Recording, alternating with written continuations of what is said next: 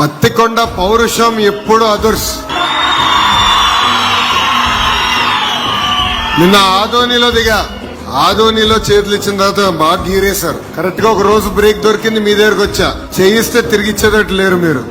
Chance ఇస్తే మీరు ఇక్కడనే ఉండననే ప్రేమతో ఆ పలకరింపు ఉందే, అది జీవితాంతం నేను గుర్తు పెట్టుకుంటానని పత్తికొండ ప్రజలందరికీ తెలియజేస్తున్నా. పత్తికొండ యూత్ పవర్ అదుర్స్. శ్యామ్ యూత్ అనొచ్చా, యూత్ దాటాడో తెలియదు ఇంకా, కానీ యువకుడు, ఉత్సాహవంతుడు, మన కోసం అహర్నిశలు పనిచేసే వ్యక్తి గౌరవ శాసనసభ్యుడు శ్యామ్ గారు.